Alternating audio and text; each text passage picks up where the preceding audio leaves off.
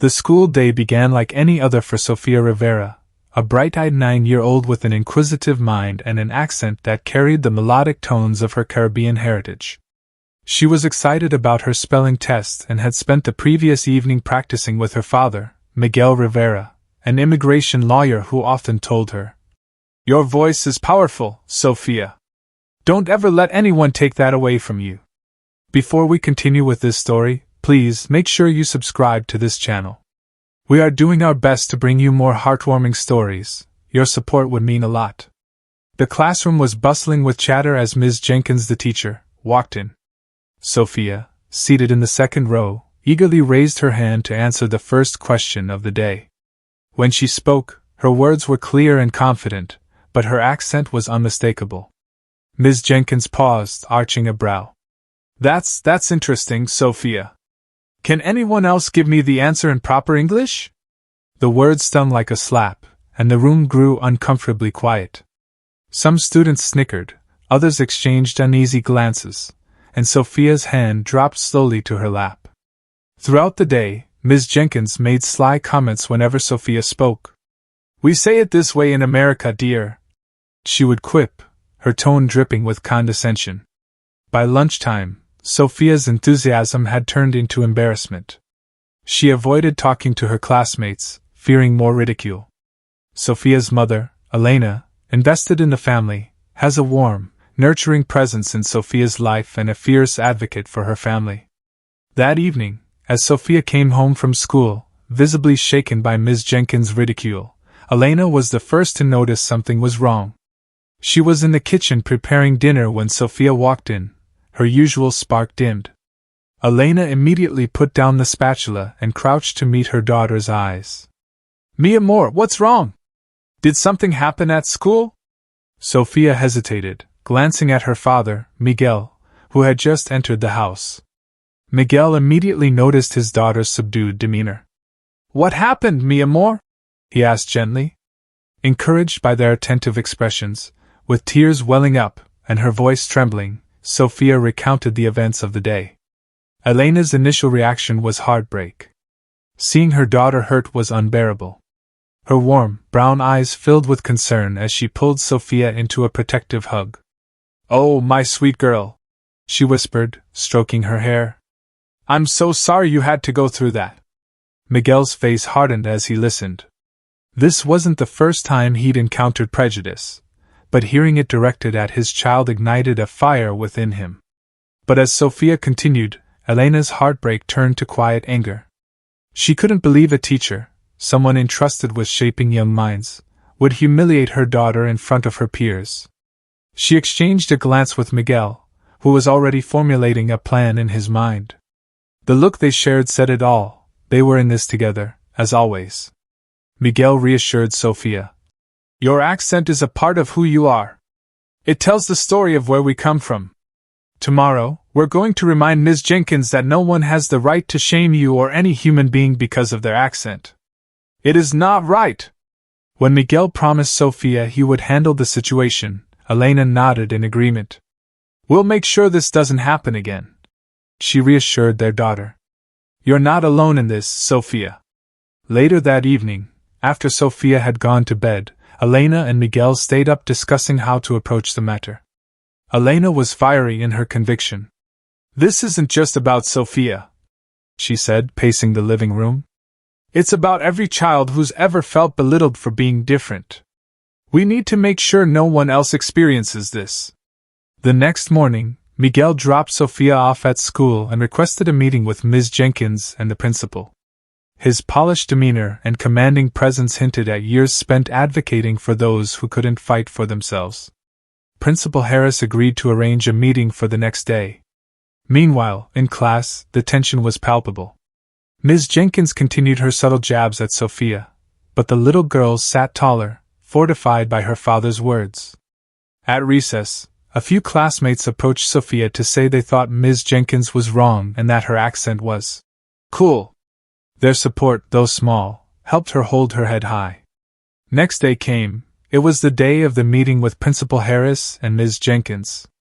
By the time the meeting convened, Miguel was ready. He entered the principal's office wearing his crisp suit, carrying a briefcase filled with documents and an unshakable resolve. He was accompanied by his wife, Elena. Elena sat beside Miguel, her presence calm but commanding. She listened intently as Miguel presented their case, adding her own insights when necessary. Ms. Jenkins sat across from him, her demeanor defensive. Principal Harris looked uneasy, sensing the gravity of the situation. Miguel began, his voice calm but firm. "My daughter has shared with me some troubling experiences from your classroom, Ms. Jenkins. I'd like to address them." He recounted Sophia's stories in detail, his words painting a vivid picture of the harm caused by the teacher's comments. As he spoke, Ms. Jenkins shifted uncomfortably, occasionally interrupting to say, "I didn't mean it like that," or, "I was just trying to help her fit in."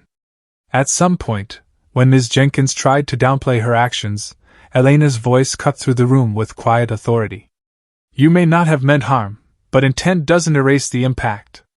My daughter felt humiliated because of something she cannot and should not change.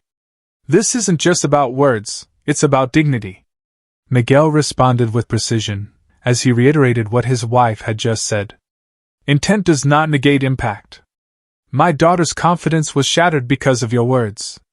Do you know how many children with accents, immigrants, and children of immigrants face similar humiliation daily? They begin to believe their voices don't matter, that they should silence a part of who they are to belong.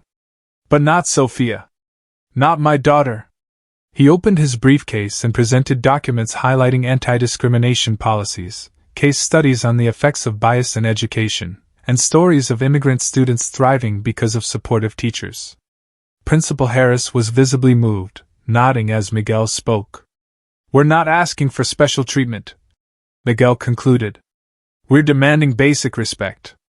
Ms. Jenkins, though defensive at first, began to realize the weight of her actions. "I didn't think about it that way," she admitted reluctantly. I'll do better." Miguel wasn't finished. "Words are easy, Ms. Jenkins. Change is harder. I expect a formal apology to my daughter, and I'd like to see steps taken to ensure this doesn't happen again, to her or any other child." Principal Harris assured him that the school would implement diversity training for its staff and encourage open dialogue about inclusivity. To begin with, Sophia will be given the opportunity to talk to the class briefly about her heritage. For others to learn, they all agreed. Sophia, who had been sitting quietly in the corner, looked at her father with pride and admiration.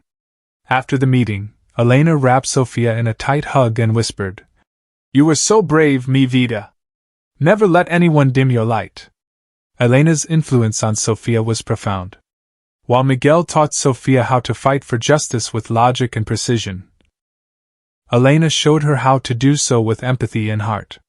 Together, they were a formidable team, ensuring Sophia always felt supported, loved, and empowered to stand tall in her truth. Later that evening, Miguel sat with Sophia, helping her craft a short speech for the next day's class discussion about identity and heritage. "This is your chance to reclaim your voice," he told her. "Show them who you are." The following day, Sophia stood at the front of the class, her nerves evident but her resolve unshaken. She spoke about her Caribbean roots, her family's journey, and why her accent was a badge of honor. The class listened intently, many nodding in support. Even Ms. Jenkins, standing at the back of the room, seemed genuinely moved. Sophia's speech became a turning point, not just for her but for the entire school. Her classmates began sharing their own stories, creating an environment of understanding and unity. Ms. Jenkins, inspired by Sophia's courage and Miguel's powerful advocacy, began her own journey of self-reflection and growth. In the weeks that followed, Miguel received messages from other parents thanking him for standing up. Sophia flourished, her confidence restored and her voice stronger than ever. And Ms. Jenkins? She became one of Sophia's greatest allies, proving that it's never too late to learn and change. The ripple effects of that day extended far beyond the classroom. Principal Harris, inspired by the meeting and Sophia's bravery, decided to launch a school-wide initiative called Voices of Heritage. The program celebrated the diverse backgrounds of the students, encouraging them to share their stories, traditions, and experiences through art, writing, and public speaking. Sophia became one of the program's first ambassadors. She stood in front of her peers at an assembly, recounting her journey and the lessons she had learned about courage, identity, and the importance of standing up for oneself. Her message resonated with students and staff alike, sparking conversations about inclusion and respect. Miguel continued to advocate for equity within the school system. He collaborated with Principal Harris and the school board to implement mandatory cultural competency training for teachers and staff.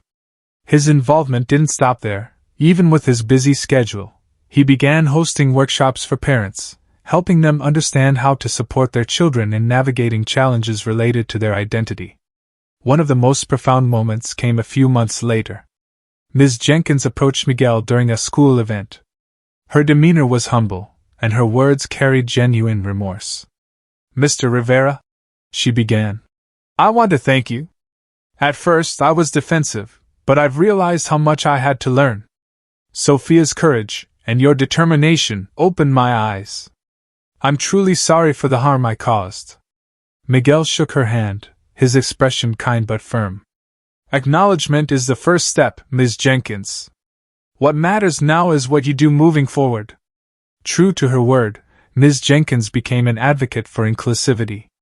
She volunteered to lead sessions during the diversity training program and even started a book club with other teachers to explore literature by authors from different cultural backgrounds. Her transformation served as a testament to the power of growth and accountability. At home, Sophia's life took a vibrant turn. She joined the school's debate team, using her voice to advocate for causes she believed in. Her newfound confidence inspired her classmates, many of whom had faced similar struggles but lacked the courage to speak up. Sophia became a symbol of resilience, a reminder that one's identity should never be a source of shame but a source of pride. The Voices of Heritage programs soon gained recognition beyond the school. Local news outlets covered it, showcasing the impact it had on fostering understanding and unity among students. Other schools in the district reached out to Principal Harris, eager to implement similar initiatives. One evening, as Miguel and Sophia sat together reviewing an article about the program in the local paper, Sophia looked up at her father with a radiant smile. "Papi," she said, "I used to wish my accent would disappear so no one would make fun of me. Now I wouldn't trade it for anything. Thank you for helping me see that." Miguel's heart swelled with pride. "Your voice, Sophia, is your power. Never forget that." In the end, what began as a painful experience transformed into an opportunity for growth, not just for Sophia but for everyone involved.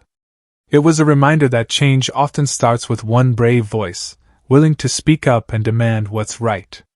And for Sophia, Elena and Miguel, it reaffirmed the strength of their bond, a father, mother and daughter who stood together, unyielding in the face of adversity, showing the world the beauty of embracing one's true self. Thank you for watching. Please like, share, and subscribe to Home of Stories TV. And do not forget to turn on the notification bell for more inspiring videos. Drop your comments below, let us know your thoughts.